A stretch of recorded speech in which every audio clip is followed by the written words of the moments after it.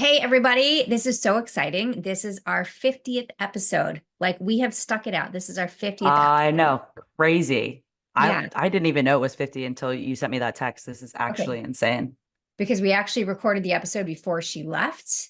And then I was like, oh my gosh, it's our 50th episode. We have to do a different intro. So here we are Yes. telling you. I'm in, where am I? Illinois, but almost Wisconsin, pretty much Wisconsin. And we just had to film a little, oh my gosh, thank you for sticking around and watching us grow as hosts. And this experience has been so much fun. And I can't wait to see what the next 50 episodes bring. I agree. And I hope you're having an amazing trip. We are going to be recording in a week from now from Arizona, which will come out in like 2 weeks. So, but part of her road trip, which is so exciting to actually talk about on the road and some other stuff. But thank you for being part of our 50 episodes. Like it's been an amazing journey, and we are so happy that we get to continue this ride. Yeah, guys. And I really hope you love today's episode. It's a fun one. Welcome to the Daughter Dearest Podcast with dynamic mother-daughter duo Simone and Olivia Knego, where they discuss the secrets of transformation and how to build bold confidence and unwavering resilience. From intimate conversations with inspiring guests to sharing their personal journeys of triumph and challenge, Simone and Olivia create a supportive space where every woman is encouraged to rise above her fears and love the woman in the mirror. Tune into the Daughter Dearest Podcast and join this special journey of connection and growth. Hey, everyone. Welcome to this week's episode of the Daughter Dearest Podcast. I'm Simone Knego. And I'm Olivia Knego. And today we are going to talk about positive self-talk and positive affirmations. Is it like no surprise that I'm with you at this point again? No, I mean, pretty soon you won't be with me. I guess that's fair. Well, even then, I know. we say it, but Yeah. What's really cool is the apartment that she's moving to in Nashville has a podcasting studio like right across the hall yeah, isn't that so? from her apartment. Like, I mean, I didn't even like search. First of all, didn't even know that was an amenity that you could get, but didn't search for it at all. And then my real estate agent, when she met with you, you mentioned that we had a podcast, and she was like, "Look, this one's right across the hall." It's not why I chose the place, but it definitely it's a Doesn't bonus. hurt. No, Yeah. yeah, it's a nice Yeah. bonus. Yeah. So anyways, we'll just throw that in. So Yeah. and then maybe I'll go up there and We'll do one in the fancy studio. yeah. If I figure out how to use it, that I think will be the biggest learning curve, because my tech skills are not great. You're young. Your tech skills should be great. Yeah, but I think they're better than like the average older person. What are However, you trying to say? that you guys didn't grow up with technology, Yeah, you're and right. I did. You're right. But I don't know how to do any of like the fancy stuff. And I don't even know what the fancy stuff could be. Yeah, exactly. That's like me having a washing machine that has like 17 different cycles and you can program it from your phone. I just like to push start. Yeah. Sometimes the tech advancements are way too much. Yeah, I'm like, who uses all of these different things? Now I try them sometimes just for curiosity. I don't feel like they do anything. Yeah, I really different, don't but, think it. I just like pushing play on something. I don't know. I mean, I really don't think it does, especially with laundry. I don't know. Maybe a laundry expert. Let me know. Okay, as usual, We're off we to got a great start. Yeah, we went in the wrong direction, but hey, that's pretty good. So like I said, we are going to be talking about positive self-talk and positive affirmations. Mhm. And I can already hear some of you out there saying, Boo. boo, I don't do positive self-talk. I don't do positive affirmation. But I'm sure you do negative self-talk. Yeah, you do. And I was that person. I never did positive self-talk, positive affirmations, just kind of didn't do it. Yeah. And I probably thought that it was embarrassing or weird, or that's only for hippy dippy kind of people. That's silly. Well, right. Exactly. Guys, That's why I'm being honest. We talk negatively to ourselves all the time, and that comes like naturally, to be quite honest. So here's a crazy statistic, because doing research for my current speech, Yeah. which I can't even say the word speech Oh, right I was now. like, I don't know what you're currently writing. Yeah. Speech. My current speech, that looking at the number of thoughts we have a day. Now, the research, this is like the most recent research, and It's actually less thoughts than the researchers found initially. But according to the Queen's University in Canada, people have 6,200 thoughts every day. Guess what percentage of them are negative? 40. 80% of our thoughts are negative every day. That's bad. And the number of thoughts that we have are repetitive are 95% of our thoughts. So 80% are negative, 95% are repetitive.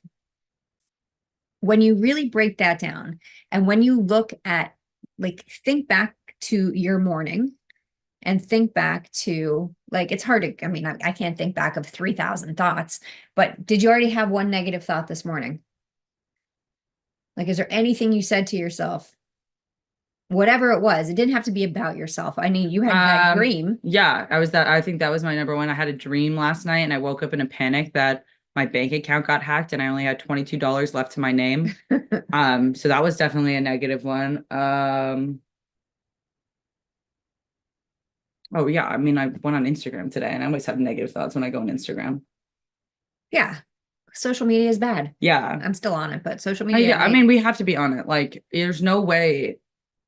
I mean, our last podcast was about networking, and, well, not really, but like one of the networking, we talked about networking. Yeah. You can't network without social media. I don't know how, I mean, at least LinkedIn, and even on LinkedIn, I feel negative. Why? Because you don't feel like I'm not doing enough. Yeah. You see all that's these the people problem. that are like doing this and doing that. And I'm like, I don't like. You got to just let that go. You have to just think about what you're doing. But it's crazy how that, like, LinkedIn is this platform of, I don't know, professional social media. And it's crazy how the self-doubt from social media is in that space as well. It's not just like the Instagram, these models and the negative or the fake news that you see on there. It's even job stuff. Yeah. I mean, people are posting all of the new jobs that they have, or the speaking engagements that they have, or the articles that they wrote. And you start looking at it and you start thinking, oh, I'm not doing enough. Yeah. Oh, how did they get that? Yeah. Or why am I not doing that? And or like, oh my gosh, I missed out on that opportunity. Oh. But we can't do that to ourselves all the time, right? I mean, it doesn't allow for forward growth if we're constantly worrying about what everybody else is doing. So if we literally have 6,200 thoughts every day, and 80% of them are negative, that means we have 4,960 negative thoughts a day. That is crazy. That is crazy. Okay, so. And they're not all like negative towards yourself, I would assume. Just but like, oh my God, that guy's a bad driver. Or I can't believe he forgot to close the garage, or, whatever they are. So, but there is a way to turn things around, right? If we can let these negative thoughts overrule everything we do, then why can't we do the same with positive thoughts? Yeah. Why does the bad always have to outweigh the good? Why does one bad comment ruin your day, even if you got 100 positive ones? I feel like it's a choice. It's a choice that we make. We let things bother us. That, you have to just let the negative stuff. Well, that's easier said than done. I know, but that's something that we have to work on. And that's why I find positive affirmations like life-changing. And like I said, 10 years ago, I would have been like, I'm not doing that. That's like weird. Okay. It's uncomfortable. I don't think I do affirmations in the very traditional sense. I mean, you hype yourself up though. Yeah. But I don't I'm not the kind of person, and I feel like they were just two different people. I'm not the kind of person that every single morning looks in the mirror and does like a repetition thing, or like, I am this, I am that. It's more of like, okay, I put on a nice outfit and I'll look to it. Damn, you look really good in this. Okay. That's good. I find myself doing it the most when I'm working out, because I'm very self-conscious when I work out. What, you worried you're going to fart or what? Dude, I'm never worried about farting. That can be a story for a different podcast, but I'm self-conscious of what other people think of me when I work out. And I always think, well, if they see me quit now, they're all going to laugh at me. That is like probably my my biggest self-doubt is in the gym. Wow. Yeah. Girl, we got to work on that. I know. And that's like, for years, you can call up my friends right now. They'd be like, oh, do you want to come with us? And I'd be like, no, I work out alone. I don't work out with other people because I'm so scared of what they will think of me. Okay. So let's do Yeah, I some know that's a positive silly one, affirmations for that. but in the No, gym, but I always have to hype myself up. Okay, like one more rep, you got this. Like no one's looking, just do it, just do it, just do it. it's those daily doubts. Yeah. That's what I like to call them, our daily doubts. Sometimes we have big things that happen in our lives. We have traumas that happen in our lives that really affect that chatter in our head. But a lot of times it's these little things like, Yeah. what are people going to think of me at the gym? Or if I go to this women's event, am I going to be judged? I mean, I Or, think a big one, and I think a lot of young girls suffer from this, is like, what if they're judging me for eating right now? oh, it's huge. Yeah. People aren't really looking at you. I think that's what I've learned. Well, they aren't. Most of the time they aren't. Like you go to the beach, nobody cares. No, they're trying to find About an your empty. bikini. The only thing they care about is you're taking up my spot and your kids are being loud. Yeah, nobody's looking at you and saying, "Oh my gosh, I can't believe she looks like that in a bikini." Like, But and if you they are, are, that's on them. yeah. That is not But about I you. will tell you, like I've been at the beach and being, oh my gosh, I wish I looked like her in that bikini. Yeah. I don't really think about that anymore. I just go to enjoy myself. I don't even love the beach, so it's kind Yeah, of I'm a bad not. I example feel for like me. I go to the beach maybe like once a year. Yeah. We're bad Floridians. I like going to the beach where you sit on the chairs and they have drink service Yeah, they bring and they have the we're just towels fancy. I don't really like sand. Yeah. It's a sensory thing. Emma in particular Oh hates my gosh. sand. Yeah. Okay, this is just a tangent. Yeah, I don't like. I said something the other day that like this is also a bit of a tangent, but it's hard to be a girl, but at least we can do it together, to my best friends. And everyone was like, amen. Like it is hard because even if people aren't judging you, it's so ingrained in you that they are. Yeah. It's that we're worried about being judged. We're thinking that we need someone else's validation for us to feel good about ourselves, when what it should be is that when we feel good about ourselves, that's all that matters. It has nothing to do with what anybody else says to us or thinks of us. But it's like a double-edged sword almost, because if you don't believe in yourself, people are going to call you like, oh, you're, I don't know, what's the right word? Like you filled with self-doubt. She's kind of like, I don't know, Dad said this word one time. I forget what it is though. Just like you're on the opposite end of the spectrum. Like no one wants to hang out with you because you're just such a Debbie Downer and you can't like anything about yourself. But if you're too confident, then you're egotistical. And oh my gosh, wow, she's really that confident in everything she does. Wow. Like it feels like there isn't a middle ground. And I'm sure there is, but it's hard to even start. Well, I think it's often, I mean, we're talking about confidence again, but it's often that being truly confident doesn't mean you need to be the loudest person in the room sometimes. So it's understanding yourself and understanding that you don't have to say everything that you're thinking, being right all the time.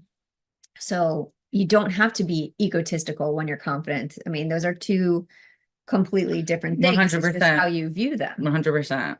But going back to those negative thoughts. Yeah. So if we have that many negative thoughts, the same things about negative thoughts can be positive thoughts, right? Like we have a choice every morning. When we wake up in the morning, I mean, trust me, there are outliers, there are different circumstances. And there are bad days. Right. And there are always bad days. Yeah, you can't get rid of them. But you have a choice in the morning. You can choose to be miserable or you can choose to be happy. And people are like, oh my gosh, that's ridiculous.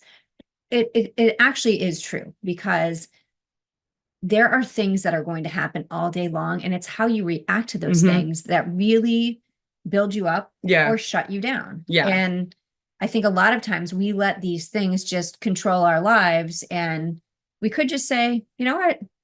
I don't like this. I'm leaving. I'm not going to deal with this, versus letting it be. So like if you're having severe anxiety from something, then don't do it. Yeah. You know, although I do say do the things you think you can, but there's a point where if it's making you miserable, you don't do it. Choose to be happy. Yeah.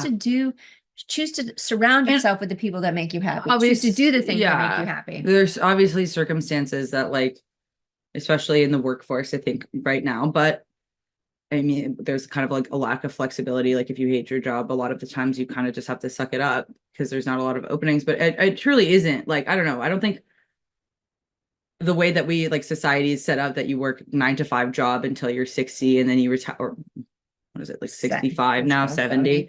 And then you retire and you like, that's not a way of living. You can't, Dad said something this morning or maybe yesterday where he was like, oh no, you said it. I don't know what it was, who said it, but it was like people wait their entire lives to be done with work, but I enjoy my work. I think that's what Dad said. Did you say that?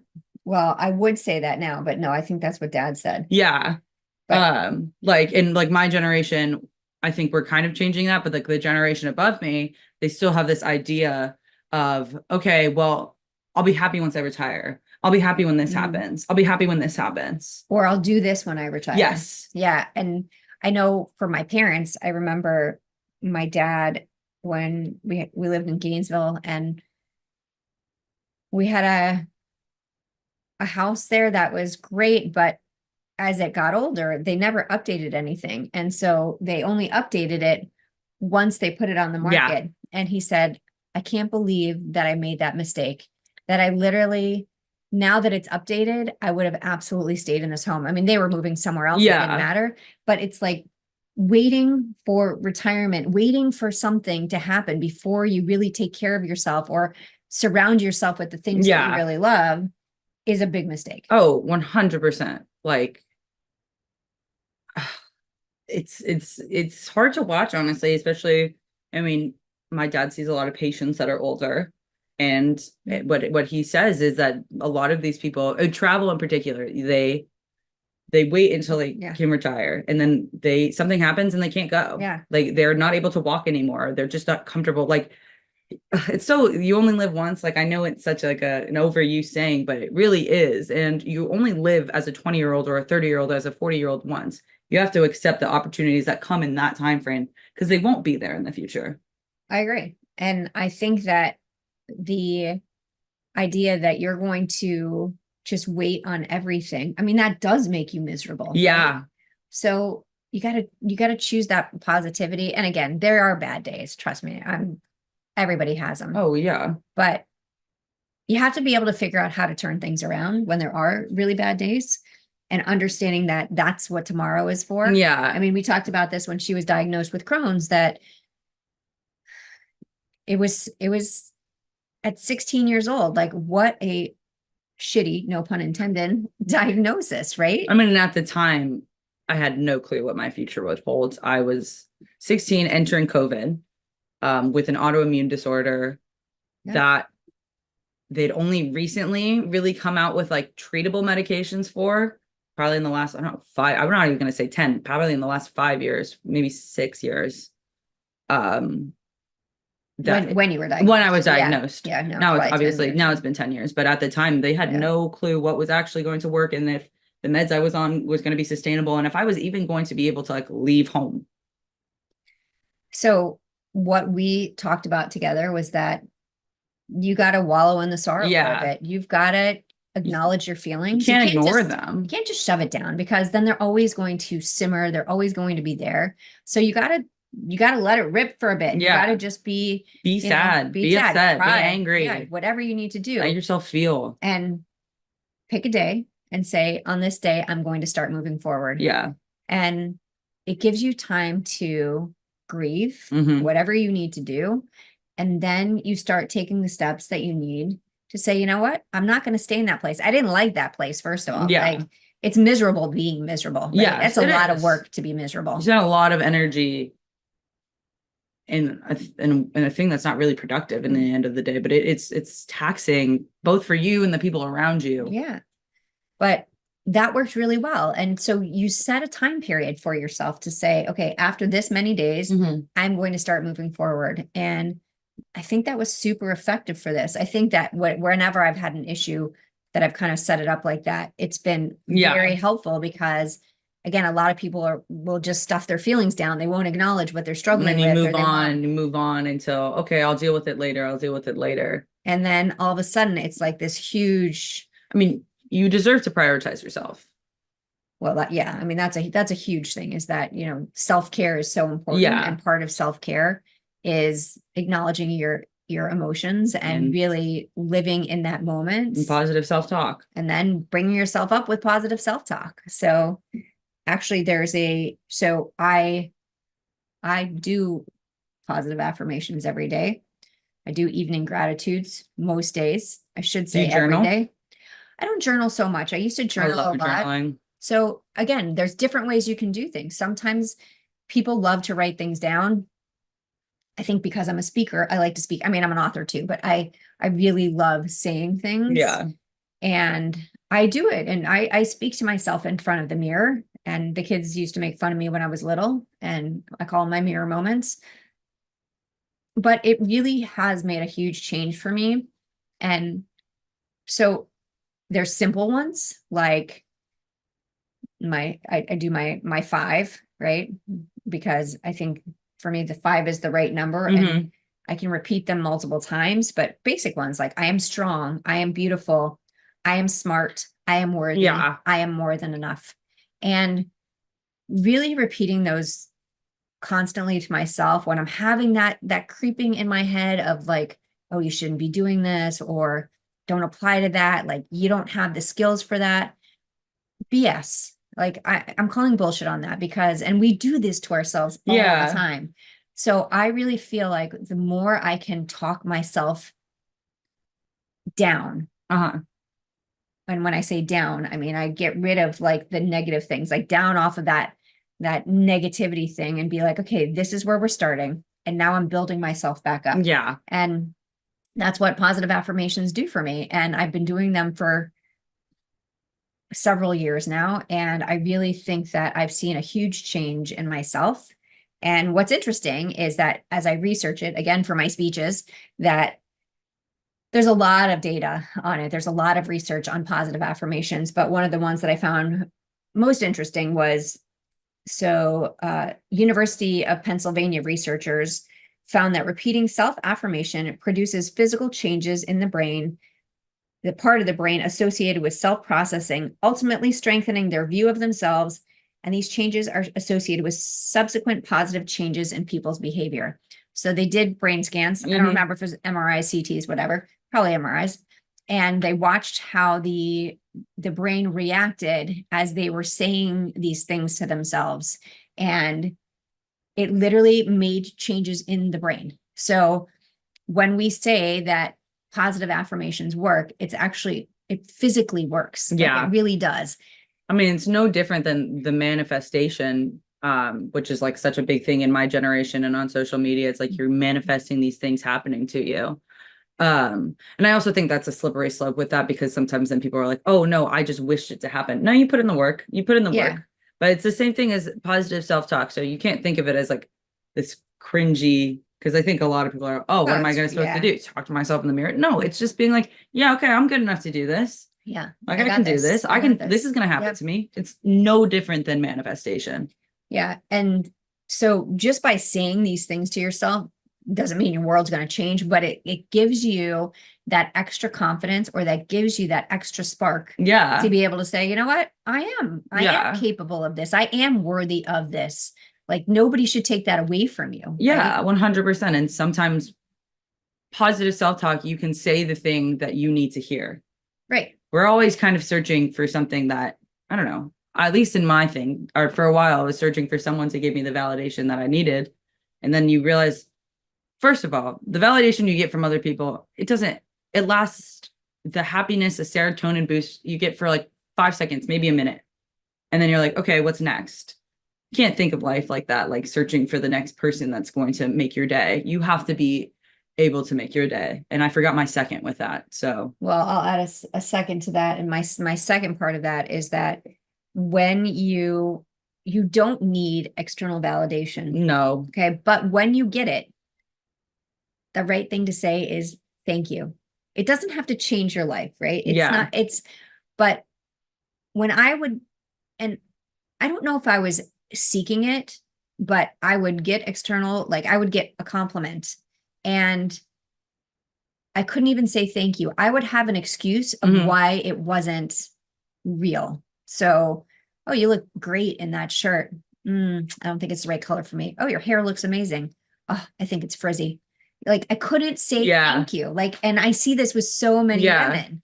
I think we talked about this recently. We were at someone's house and one of the other women said to the host, oh, that's such a great dress on you. And she said, oh, you really think so?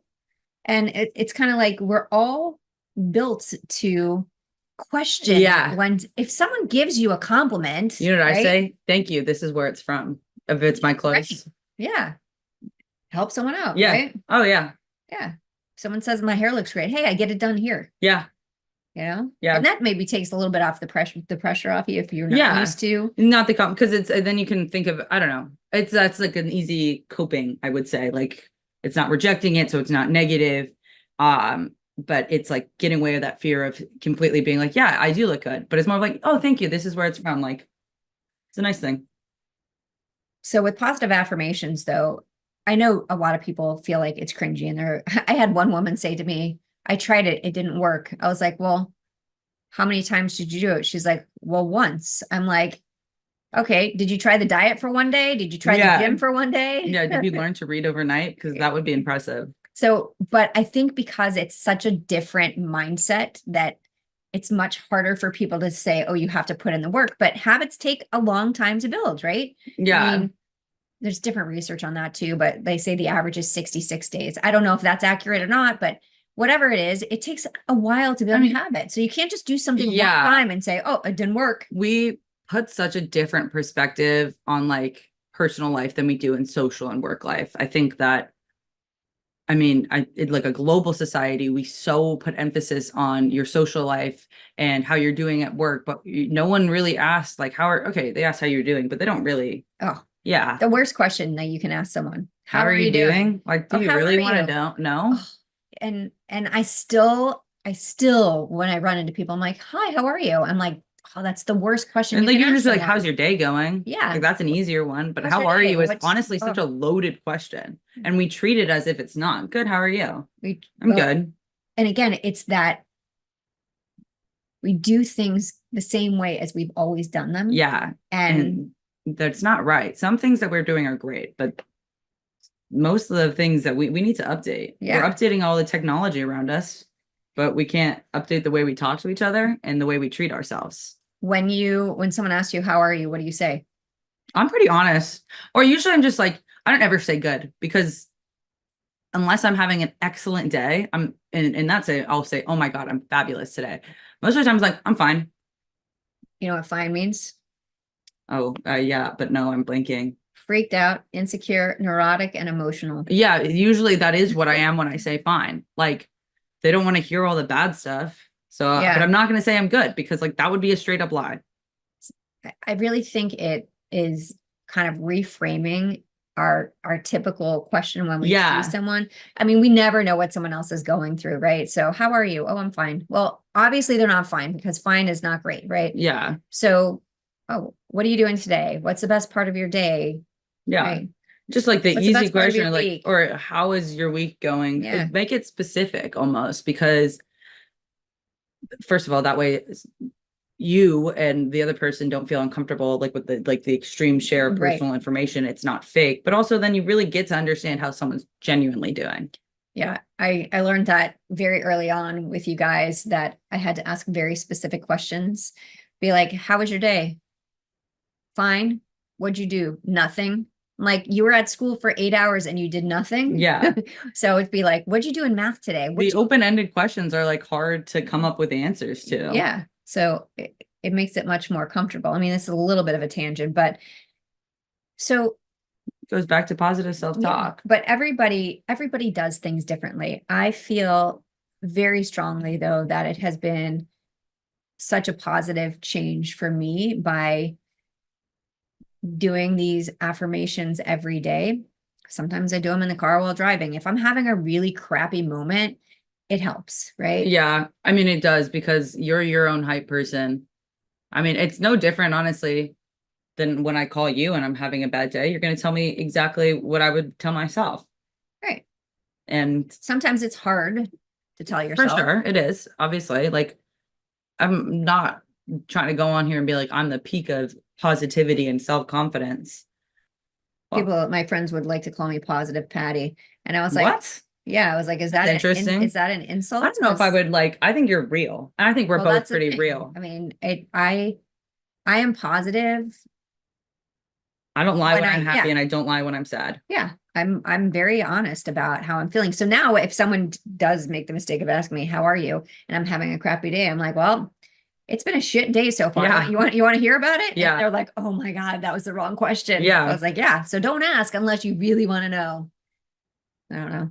I mean, sometimes I feel a little bit bad about that, but I think I just don't want to pretend about things anymore. I mean, no, I I mean, think that we should be able to be who we are. I think I mentioned this in the last episode, but the first time I meet someone, I just like to get the awkward questions out of the way. Like, or I mean, like I don't do the small talk. I just like really want to deeply get to know you. Because I don't know, if this might be the only time I've ever met you or I will ever see you, but also I don't know, like no one really cares like about the niceties. Okay. There's just like some societal thing. But like maybe I will be the only person in your day that genuinely asks you how this is going in your life. And I mean, you really never You know. never I know. mean, I've had conversations with people on planes where they just needed someone to listen. People don't want advice. If they want advice, they're going to ask you for advice. But if they're telling you something, they just needed to get it off their chest, right? And I've been like that. Someone's asked the right question and I've been like, actually, you're right. Like I've been feeling so uncomfortable about this recently and I haven't been able to express it because I didn't think anyone even wanted to listen. Yeah, this was interesting actually that you say this. I was talking to a friend the other day and she experienced something very difficult. I'm not going to go into that, but she came home after it and nobody in her family asked her about it. She literally insane. sat in that for a week, 2 weeks, and then a month before she finally had to find someone else to talk to about it. Yeah. She was just waiting for someone to ask her. Yeah. Like, tell me about it, you know, and sometimes it's uncomfortable, right? Like you've gone through something difficult and people don't know what to say. But I think it really goes back to that there's going to be negative stuff that happens all the time. Yeah. And we live in a negative world, unfortunately. And we tell ourselves negative things all day long. And not necessarily just about ourselves, but about other people or about what we're doing or about what someone else is doing, whatever it is, we can change that cycle. Yeah, 100%. I'm not saying that you're never going to be negative. Like, again, you have to be real, right? Yeah. Like that driver was really shitty. Yeah. And but also you don't look bad in that dress. Right. You're beautiful. You look exactly great in that how dress. you are. Yeah. I was sitting next to a woman yesterday at this women's event and she asked me how it felt to be a professional speaker, listening to speakers who aren't professional speakers. And I said, I learned something from everyone I meet. I said, I take it as a learning experience. I'm not here to judge anyone. Yeah. You know, because you can learn. I'm not a critic. Let me tell you, she was fantastic. She had a great story. And I learned something from her. So it's really about, and I know this word is so overused, but it's really about authenticity. You have to be real, right? Yeah. You have to be real.